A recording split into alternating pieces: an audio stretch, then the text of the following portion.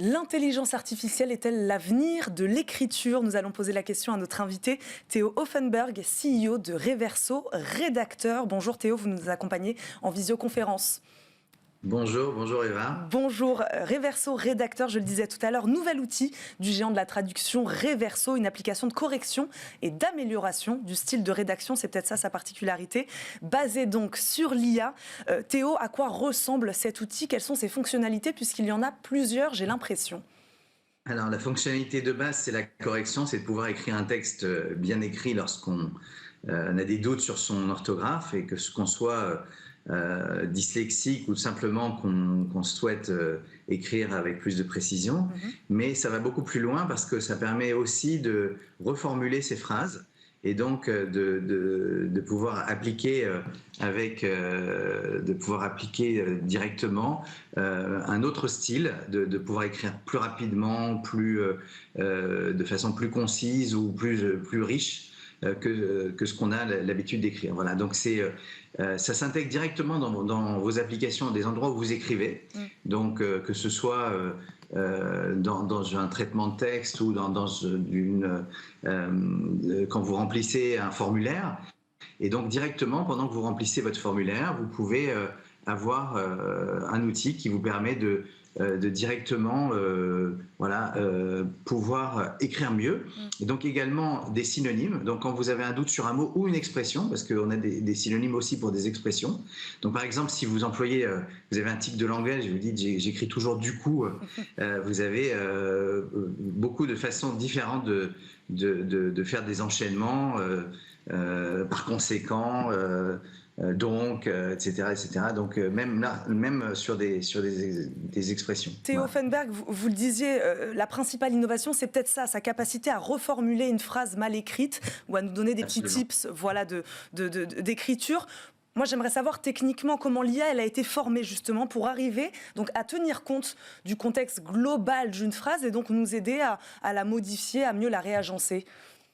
Alors en fait, c'est l'IA en général qui fonctionne comme ça, c'est qu'on apprend à partir de modèles, on regarde des choses qui ont déjà été faites et on s'inspire. En fait, ça fonctionne un peu comme des humains, c'est-à-dire que on voit comment on a une phrase avant, une phrase après, et à partir de là, on apprend donc c'est des systèmes complexes qui arrivent à transformer des exemples en des règles. Voilà, donc on montre des millions de textes écrits d'une certaine façon, on montre des façons on montre à un système d'entraînement d'autres façons de rédiger, et à partir de là, on apprend. Et donc la prochaine fois qu'on va écrire quelque chose, on se dit ça ressemble à ça et ça, et donc en fait, ça va générer une phrase correcte en ayant comme indice les phrases d'origine. Et donc vous disiez Théo Hoffenberg, que ça peut être un soutien notamment pour les personnes dyslexiques, c'est ce que vous disiez tout à l'heure? Absolument. Oui. Absolument. Donc on peut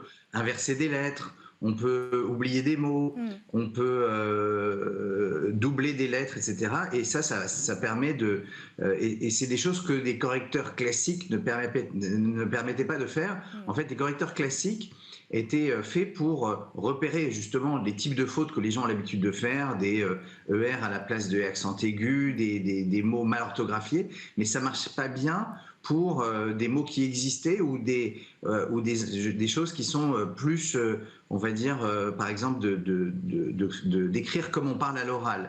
Ça, c'est quelque chose qui marchait pas bien avec qui ne marchait pas bien avec les correcteurs.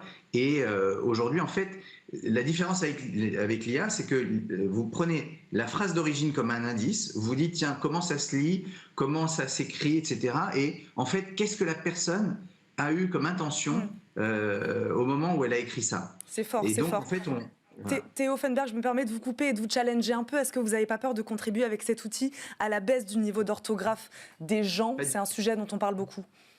Pas du tout, parce que pour bien l'utiliser, il faut quand même à la fin choisir. C'est-à-dire qu'on donne la main à l'utilisateur, on lui dit, tiens, quand tu as écrit ça, en fait, ce que tu as voulu dire, c'était peut-être ça, ça ou ça. Et donc, il faut quand même avoir un esprit critique. Alors, bien sûr, ça peut entraîner les gens à faire moins attention à la première fois qu'ils écrivent. Mais ça, de toute façon, ça arrive.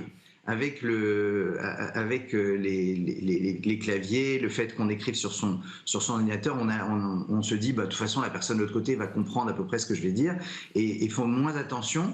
Mais en tout cas, ça va au contraire inciter plus les personnes à se dire, j'ai un outil qui est à côté, j'appuie sur un bouton, j'ai une correction, j'ai une façon de reformuler, et donc tant qu'à faire, autant appuyer sur ce bouton et écrire bien, plutôt que de me dire aujourd'hui on est à l'ère où les messages s'effacent rapidement, donc c'est pas la peine de faire attention. Très rapidement, il nous reste vraiment 20 secondes, très rapidement. Theo Offenberg, l'intelligence artificielle, elle va transformer notre façon d'écrire alors ? Ça va transformer notre façon d'écrire, ça va permettre d'écrire mieux quand on a envie de le faire et d'écrire plus vite, plus efficacement, avec plus de richesse. Merci beaucoup d'avoir répondu à nos questions, de nous avoir présenté cet outil Reverso Rédacteur. Je rappelle, vous êtes son CEO, Theo Offenberg. Merci beaucoup de nous avoir accompagnés aujourd'hui dans Smart Éducation à distance. Merci beaucoup d'avoir été avec nous. Et merci à vous de nous avoir suivis. On se retrouve évidemment très vite pour un nouveau numéro de Smart Éducation. À très vite. Ciao.